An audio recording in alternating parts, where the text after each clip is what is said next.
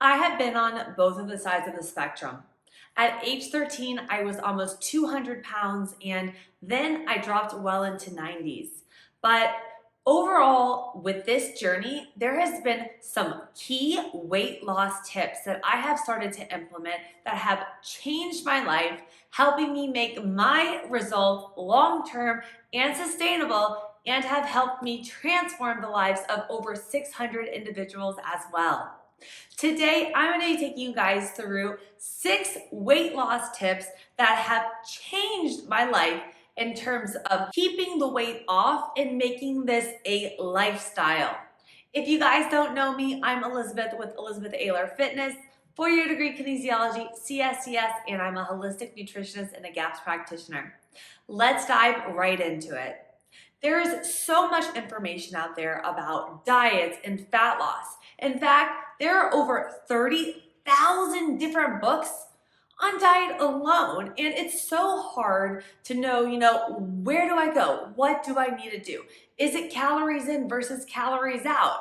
And I felt the same way when I was losing my initial 90 pounds. When I first started, I dropped my calories really fast. I started going crazy on cardio.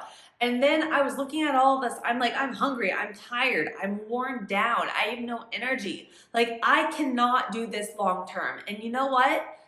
My results aren't going to be long term. And that's why I say, before you guys go into any diet, ask yourself this: is it going to be sustainable long term? And if the answer is 6 months to a year from now, you cannot see yourself doing that, then I'm sorry, your results are not going to be sustainable as well. Enough talk. We're going to dive into right now 6 things that have changed my life in terms of dropping fat, building muscle, and staying shredded. And the first weight loss tip that has changed my life and helped me lose over 90 pounds is going to be eating 3 larger meals a day without snacking versus having 6 meals a day. So hear me out. So many people, I hear it all the time, you gotta eat, every 2 hours, that you're able to, protein synthesis, so boosting your metabolism. And the truth is, every time you put food in your mouth, you are spiking your insulin. That is your fat storing hormone, okay? Carbohydrates spike it the most. Medium is gonna be protein, minimal is gonna be fats. So you're putting food in your mouth, you're spiking your insulin, fat storing hormone. It takes around 90 to 120 minutes after a meal for your insulin levels to go back down and for glucagon to come, which is our fat burning hormone. So insulin brings glucose into the cell, and then you take that stored glucose in the cell. Glucagon is the fat burner. So by having larger meals and taking, good 4 hours in between that meal, not snacking, you're allowing your body to, number one, have your insulin response, go, turn on the glycogen, dip into fat burning. But also, if you guys have been following me for a while, I'm all into the gut health. And if we're snacking throughout the day, we're not allowing something called our migrating motor complex to turn on. And this is, I would say, our street sweeper in our gut. It helps sweep out the bad bacteria in the gut, which is huge if you have digestive issues like SIBO or any type of imbalance of good and bad bacteria. And your gut bacteria, guys, your gut's your second brain. So if you have bad gut dysbiosis going on, maybe you were a C-section or you don't have your gallbladder, so you're not emulsifying your fats. If you're not absorbing and getting all of your nutrients from your food and the enzymes and everything aren't working, your hormones aren't going to be functioning as well. You're going to be having cravings. You may have low energy. You may have severe gas and bloating and all these food sensitivities. So you're bloated all the time. And that's why, you can't lose weight because you're in a state of inflammation. So by switching over to 3 meals a day versus 6 mini meals a day, my stomach digestion has felt so much better. I was able to heal my gut. I've been able to get rid of my cravings. I no longer am focused on food and have it on my mind all the time. So that has been a game changer for me when it comes to losing weight and maintaining my physique for years now. And if you guys want more information on 3 meals versus 6 meals a day, I have a whole YouTube on that, and I will put it below for you. It is 3 meals versus 6 meals a day for fat. My second weight loss tip that has changed my life is gonna be tracking my steps. So when you guys are on a caloric deficit, the longer you're on a caloric deficit, the more cardio you're doing, the lower your calories are, your body is smart. It tends to want to conserve energy because it thinks, okay, I'm not getting the calories, so what I'm gonna do is I'm gonna move less, and you may find yourself taking less steps, fidgeting less, maybe parking more in the front when you go to the grocery store, and you may not notice these things in the beginning. But what I like to do for myself and my clients is I track my food, but I also track my steps and my cardio. That way, some people tend to just go crazy low on calories and high amounts of cardio. And then what happens by not tracking their steps, they don't realize that maybe they used to get 8K steps a day, but now they're only getting 5 because they're using less energy because they may not have that energy due to the caloric deficit. So instead, I look at all of it. I set myself a step goal because moving your body, doing steps, it's low cortisol. You can do too much HIIT cardio, guys, and too much HIIT cardio does affect fat loss. So it's just an easy way of moving your body more to burn those calories throughout the day, but not be overwhelming to the body where it throws off our cortisol levels and hormones. What I like to do is I first off tracked my steps in the beginning to see where I was getting on a baseline, and then slowly worked my steps up from there. 5K steps is actually considered sedentary. So if you're not already hitting 5K, that would be a really good goal to start with for most individuals. And then just going for like a morning fasted walk, or even adding in a 10-minute walk after your meals. That is also very beneficial when it comes to helping your body utilize that glucose in the bloodstream and uptake it into your cells. So let me rewind and go through that one more time. So when it comes to tracking your steps, setting a goal of around 5,000 is a good starting point and working your way up, and really making adjustments with the steps and our movement versus just going too ham on cardio too fast and not looking at that. But also seeing there's other benefits to tracking your steps, like lowering our cortisol levels, and also by adding in a 10-minute walk post-meal that helps with your body's utilization of the glucose into your cells, which is great for people with insulin sensitivity. My third weight loss tip that has changed my life is this: starting my day with my biggest meal. I used to prioritize. I swear, I used to save all my calories for dinner. I would wake up, I would be like, okay, I'm just gonna have my coffee, or I'm just gonna have just a protein shake in water, nothing else. Or just a greens juice. And then lunch came, I was kind of busy, and then toward the end, that's when I would just go ham. And I didn't realize this, and I didn't realize the effect that it had on my digestion, my sleep, and even my hormones. Eating dinner large, especially right before bed, honestly is not the best thing we can do at all. It does affect our sleep circadian cycle, and as you know, when you're sleeping, your body's recovering. It's going through different, gut healing, it's going through our autophagy, and if you're just throwing a ton of food in your stomach, it is literally gonna be sitting there fermenting. You're gonna wake up, you're gonna feel bloated, you're gonna feel like you have digestive issues, it's gonna affect your sleep, which is gonna take away from optimizing your recovery. So if we're not getting good sleep, we may have heightened cortisol levels. We have higher cortisol levels, then our body's gonna throw off the hormones, and it's gonna be, not wanting to burn that fat. So here is the deal. I always make my breakfast a priority. I love starting my morning with quality protein and healthy fats to help with my satiety hormones, to give my body all of the amino acid needs for repair, recovery, and also protein has a 20% thermogenic effect. So by consuming protein, you're actually burning 20% of those calories to break down those amino acids. So if you guys want to learn more about what you should eat first thing in the morning, the best breakfast recipes, my favorite smoothie recipes, I want you to check out my video. I have my daily high protein smoothie recipe. I have my chocolate smoothie recipe, and I even have what I eat for breakfast plus easy recipes all below in my playlist on recipes. So check those out, and in each of those videos, I dive through the importance of a breakfast meal, how to plan out that meal with specific foods and nutrients for your hormones and your gut health, and all of my favorite recipes as well. Fourth weight loss tip that has changed my life is going to be prioritizing strength training over cardio. So many people think, okay, cardio burns fat, it's gonna make us lose weight and get us achieve our goals.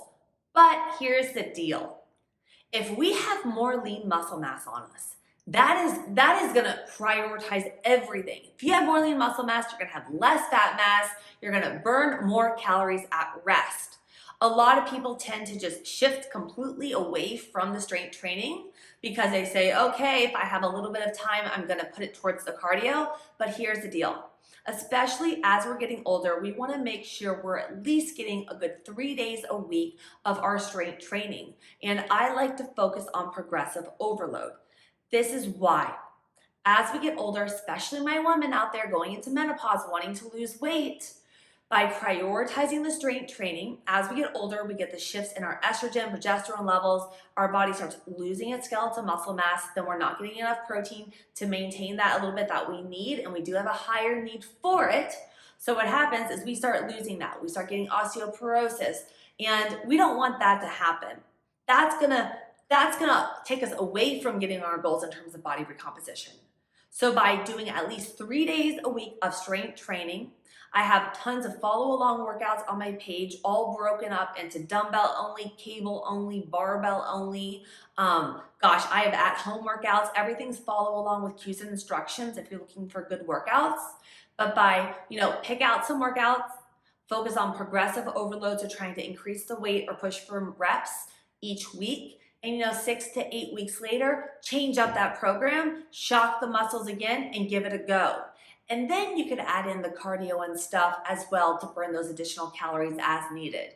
But make that strength training a priority because number one, it's gonna help you as you get older to maintain and build on that skeletal muscle mass. That's gonna help the more muscle mass, that's gonna be less fat mass, higher metabolism. That's gonna go for our overall bone health, joint health, and the more muscle we have and that strength training helps with the glucose into the cells. So insulin resistance, strength training is very important to get the glucose into the cells, start utilizing it, guys, and to start burning. And that's gonna help you get your goals in terms of body recomposition. Not doing tons of HIIT cardio, spiking our cortisol all the time and overdoing it with that. The fifth weight loss tip that has changed my life is focusing on quality over calories in versus calories out. And what I mean by this is when you look at your food, there's kind of like the bodybuilder way. I may get some love or hate for this, where you just have like your rice, your chicken, your asparagus, you're hitting a certain amount of macros each day to reach your goal. And there's kind of the wellness way that I go, more toward the quality and the gut health and looking at our foods like, okay, getting tons of omega-3s in for our brain health, for anti-inflammatory through our wild-caught salmon, getting our healthy fats in from our avocados, our nuts, our seeds, getting in our fish oil in there, and focusing on a diversity of fruits, vegetables to give our body all of the prebiotic fiber, as well as the sauerkrauts to give it the probiotics, which make the short-chain fatty acids, which they just totally are all about the satiety hormones, guys, because your short-chain fatty acids run the gut. And here's the deal. When I go for fat loss with my clients, we really focus on 80% of our diet coming from those whole foods, things that are going to nourish our body, looking at, organic, pasture-raised, wild-caught, cooking things down, using herbs, spices, fermented foods, sprouted grains to feed your body the good. If you just focus on, calories in versus calories out, you're getting a lot of added sugars, vegetable oils, not enough fiber, not good diversity for your gut microbiome.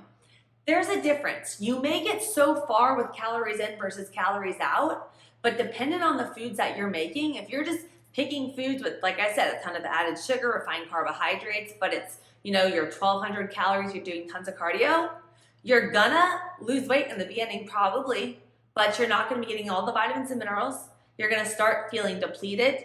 You're going to start kind of hitting a plateau. and you're not gonna feel motivated, you're gonna feel just run down, and it will affect your hormones. But if you focus on the quality food, and again, guys, I have tons of playlists on what I eat in a day, all of that for you on my channel to check out. But if you focus on the quality of food, optimizing your gut health, you're gonna be able to lose weight while giving your body everything it needs to nourish it and achieve its optimal health. And it's gonna be able to not just get you to reach your goals, but help you achieve long-term sustainable results, because you're not gonna have the cravings. My clients are amazed when they have no cravings, and they even will, like, their husband will be like, hey, you wanna try this out? And they try it, and it's something you used to love, and they spit it out. They're like, this tastes horrible. I don't know what's wrong, Elizabeth. What'd you do to me? It's just crazy how your taste buds truly can change based off of your gut microbiome. My sixth weight loss tip that has changed my life is going to be prioritizing my sleep. So don't run off yet, guys. So you can do too much, like I talked about. If you're not getting enough sleep, you're high stress, you're trying to do your fat loss, you're not prioritizing the quality of your foods, it's gonna run you down. And if you're not getting sleep on top of that, you're gonna realize that you probably get more anxiety, you feel like you're retaining water, your digestion starts to feel thrown off, and you start just feeling run down. You need to make your sleep a priority. Sleep is so important for your circadian rhythm, for your gut microbiome. For around 7 to 9 hours of sleep a night. I always sleep with a face mask on, and I even take a magnesium before bed, and I will put the magnesium that I do below. I love putting it with a little bit of ginger tea, and magnesium, actually a lot of people are deficient in it. It helps relax your mind. So if you're the type of person that can't slow down their mind, always is go, go, go, doing like some magnesium before you go to bed helps slow down your mind so you're able to fall asleep, stay asleep, get your anxiety down. And then another little tip to help you sleep is I always get a notepad. I put it by my bed because we want to stay away from electronics before we go to bed, guys. No adrenal stimulators. And I write out everything on my mind. That way I know I can go to bed and I'm going to wake up and everything that I need to get done is going to be there and I haven't forgotten anything. So please, please, please, if you hit a fat loss stall, if you are just going for overall sustainable results, do not neglect your sleep and please stay on point with it. I hope you guys found these tips today helpful. And if you guys ever do need help, I work one-on-one with clients all around the world, helping them reach their goals in terms of their gut health, balancing out their hormones, and just reaching their overall health and longevity. I'll put my email below if you guys need any help. And I also would love to know, what would you guys like to see more of on my page? Do you want more on fat loss, more on gut health, more recipes, more workouts? Drop it in the comments below. And I will see you guys tomorrow at 5 p.m. for our Monday night live Q&A. I hope you have an incredible day. Bye.